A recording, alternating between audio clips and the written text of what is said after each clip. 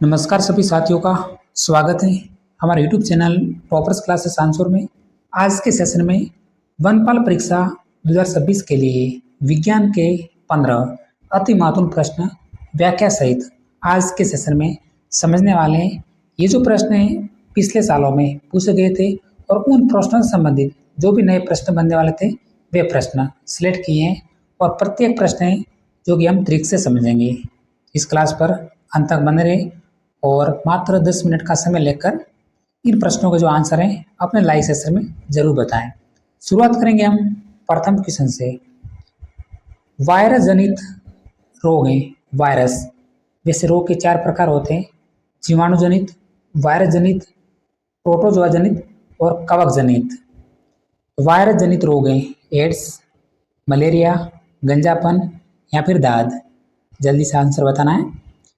तो इस प्रश्न का हमारा करेक्ट आंसर है ऑप्शन नंबर ए। एड्स एक प्रकार का वायरस जनित रोग है। मलेरिया प्रोटोजोआ के द्वारा होता है। गंजापन और दाद ये जो रोग होते हैं वो होते हैं कवक के द्वारा। अब मैं इसकी एक तरीके हैं जो कि आपको बताऊंगा, तो फिलहाल आपको इसको स्क्रीनशॉट ले लीजिए।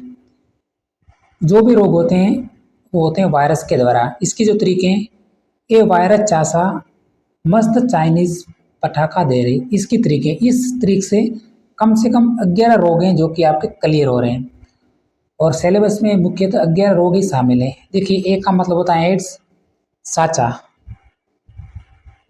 सासा का मतलब होता है चेचक जो कि एक प्रकार का वायरस के द्वारा होता है। उसके बाद मस्तिष्क शोथ, चा से चिकन पॉक्स, इससे इन्फ्लुएंजा है, नी से जुकाम है, प से पोलियो है, टा से ट्रेकोमा है, खा से खसरा है, डे से डेंगू है और रे से रेबीज है। 11 रोग इसी तरीके से आपके कंप्लीट हो जाएंगे। ये वायरस चासा मस्त चाइनीज पटाखा दे रहे हैं। वैसे रोग को याद रखना इतना साइंस में आसान नहीं है। अगर आप इस तरीके को अप्लाई करेंगे तो एक भी रोग है आपका गलत नहीं होगा। अब हमारा क्वेश्चन नंबर फर्स्ट जो कि पहला यूनिट से टॉपिक है, ये भी हमारे सिलेबस में शामिल है। निम्न में से सदिश राशि का उदाहरण कौन सा है? सदिश और अदिश राशियां। तो केवल आपको सदिश राशियां याद रखनी है। अदिश राशियों का उदाहरण आप आसानी से सॉल्यूशन कर देंगे। सदिश राशि कार्य, ऊर्जा, बल या फिर दूरी। तो इसमें जो हमारी सदिश राशि है वो है ऑप्शन नंबर सी, बल। इसकी आपको तरीके हैं वो याद रखनी है। विषुवत बल, मुख्यतः 4 सदिश राशियां आपको याद हो जाएगी। विषु यानी विस्थापन, व से वेग, त से त्वरण है और ब से बल। ये जो 4 हैं सदिश राशियों के उदाहरण हैं। अगला प्रश्न, प्रश्न संख्या 3, रोगों से संबंधित हमारा दूसरा प्रश्न है। कवक से होने वाला रोग कौन सा है? कवक। तो इसके तरीके हैं गंजा दामाद, खाए फ्रूट, ग से गंजापन, द से दमाए, द से दादे, खाए से खाजे और फ्रूट से एथिकल फ्रूट। दूसरा इसका नाम है वो है हाथी पांव रोग। एथिकल फ्रूट का दूसरा नाम है हाथी पांव रोग। तो ये जो 4 से 5 रोग होते हैं वो होते हैं कवक के द्वारा। तो इनमें से कौन सा रोग है जो कि कवक के द्वारा होता है? यहाँ पे जो हमारा करेक्ट आंसर हो गया वो हो गया ऑप्शन नंबर सेकंड, गंजापन। एक प्रकार का कवक के द्वारा होता है। बाकी एड्स वायरस के द्वारा है, चेचक भी वायरस के द्वारा होता है और पोलियो ये भी जो रोग है जो कि वायरस के द्वारा होता है। अगला प्रश्न, प्यारे साथियों क्लास पर अंत तक बने रहिए और क्लास को स्किप नहीं करें क्योंकि ऐसे प्रश्न हम समझाएंगे जो आपने कभी ट्रिक से देखा नहीं होगा इन प्रश्नों को। जो भी नए साथी हैं क्लास को अभी से लाइक जरूर कर दें। प्रश्न है, जीवाणु से होने वाला रोग कौन सा है? जीवाणु के द्वारा होने वाला रोग। और अंतिम प्रश्न है हमारा रोग से संबंधित। कुल 3 प्रश्न पूछते हैं आपके वनपाल परीक्षा में रोगों से संबंधित। तो जीवाणु से होने वाला रोग डेंगू, पोलियो, चेचक या फिर टीबी। तो इसकी आप ट्रिक वैसे याद रख सकते हैं। पंडित का टीका न्यू है, प से प्लेग, डी से डिप्थीरिया है, त से टाइफाइड, का से काली खांसी, टी से टिटनस है, क से कुष्ठ है, न्यू से न्यूमोनिया है और ऐसे हैजा। ये जो सभी रोग होते हैं वो होते हैं जीवाणु के द्वारा। इनमें से कौन सा है जो कि जीवाणु के द्वारा होता है? तो वो होता है हमारा ऑप्शन नंबर 4 को लॉक कर देना है, टीबी। दूसरा नाम है टिटेनस। ये जो रोग होता है जो कि जीवाणु के द्वारा होता है। नेक्स्ट अगला प्रश्न है क्वेश्चन नंबर 5 हमारी स्क्रीन पे। पीतल में मिश्र धातु होते हैं, तो पीतल किन मिश्र धातु से बने होते हैं? मिश्र धातु, तो पीतल का जो मिश्र धातु से बने होते हैं ऑप्शन नंबर सेकंड, कॉपर और जिंक। इन दो मिश्र धातु से बनी होती हैं, वो होती है पीतल। उसके बाद एक कांसा, कॉपर और टीन से बनी होती है। जर्मन सिल्वर, कॉपर, जिंक और निकल। पीतल से एक ज़्यादा धातु होती है, वो होती है निकल, तो जर्मन सिल्वर। तो फिलहाल 3 मिश्र धातु का नाम आपको याद रखना है। प्रथम पीतल है, दूसरा कांसा है और तीसरा है वो हमारा जर्मन सिल्वर। नेक्स्ट क्वेश्चन है प्रश्न संख्या से, पारिस्थितिकी तंत्र में ऊर्जा का स्रोत। पारिस्थितिकी तंत्र में ऊर्जा का स्रोत है वो है हमारा ऑप्शन नंबर 3 सूर्य। नेक्स्ट क्वेश्चन है, पादपों में जाइलम उत्तरदायी है। जाइलम, तो वो उत्तरदायी है जैसे जाइलम, जैसे जल का वहन। ऑप्शन नंबर 1 को लॉक कर देना है, हमारा करेक्ट आंसर हो गया। पादपों में जाइलम होता है वो होता है जल का वहन करता है, और फ्लोएम भोजन का वहन। नेक्स्ट प्रश्न संख्या 8, उपार्जित लक्षणों की वंशागति का सिद्धांत दिया था। उपार्जित लक्षणों की वंशागति का सिद्धांत डार्विन, लेमार्क, वीजमैन या फिर अरस्तु। वो दिया था ऑप्शन नंबर सेकंड, लेमार्क ने।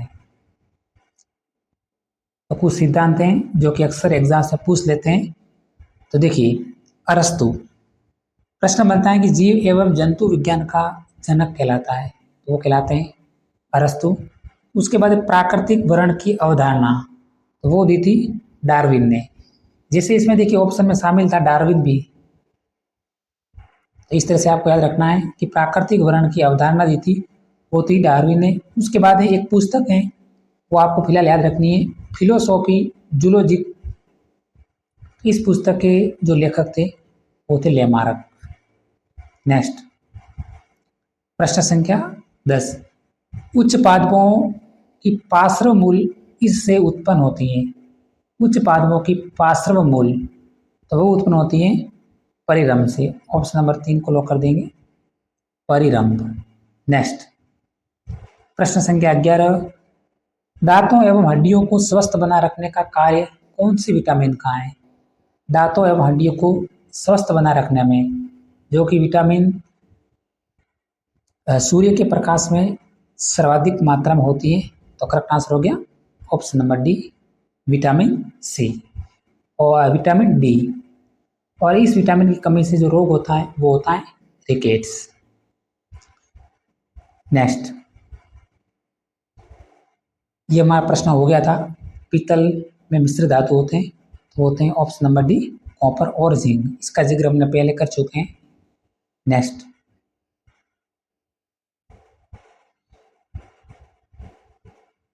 अब एक कुछ विटामिन है जो कि आपको याद रखना है, विटामिन की कमी से होने वाले रोग।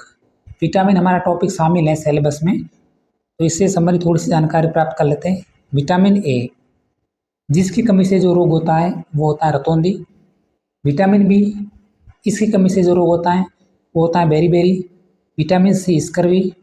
और विटामिन डी, इसकी कमी से जो रोग होता है वो होता है विटामिन डी, रिकेट्स। उसके बाद विटामिन ई, प्रजनन क्षमता में कमी। और विटामिन के, रक्त का थक्का है जो कि नहीं बनता। कौन सी विटामिन है जिसकी कमी से रक्त का थक्का नहीं बनता है? तो वह विटामिन ए।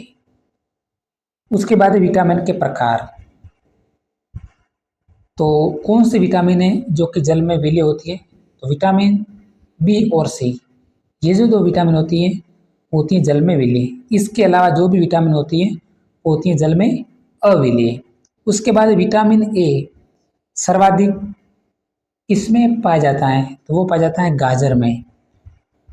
उसके बाद है विटामिन ए का स्रोत पूछे तो हमारा है गोल्डन राइस। इसमें भी विटामिन ए है जो कि सर्वाधिक मात्रा में पाया जाता है और विटामिन ए का स्रोत है वह गोल्डन राइस। अगला प्रश्न है एडवर्ड जेनर द्वारा जिस रोग का टीका विकसित किया गया वह है। एडवर्ड जेनर कौन से टीका विकसित किया था तो वो किया था ऑप्शन नंबर सेकंड सेशक।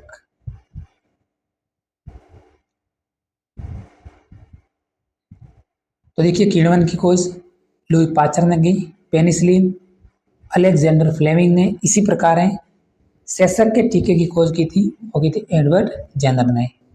एनसीईआरटी आधारित 3 प्रश्न है जो कि बन जाते हैं, ध्यान रखिए। नेक्स्ट प्रश्न संख्या 21 आनुवांशिकी का जन्मदाता किसे कहा जाता है। आनुवांशिकी का जन्मदाता तो वो कहा जाता है ऑप्शन नंबर बी मेंडल को। अंतिम प्रश्न है कोशिका के किस कोशिका को आत्मघाती थैली कहते हैं। कोशिका की आत्मघाती थैली वो कहा जाता है ऑप्शन नंबर बी को लॉक कर देना है लाइसोसोम को। प्यारे साथियों आज के सेशन में इतना ही। हमारे जो 20 प्रश्न हैं आपको कैसे लगे कमेंट जरूर करना है। अगर हमारी जानकारी पसंद लगी तो क्लास को लाइक जरूर करें। धन्यवाद।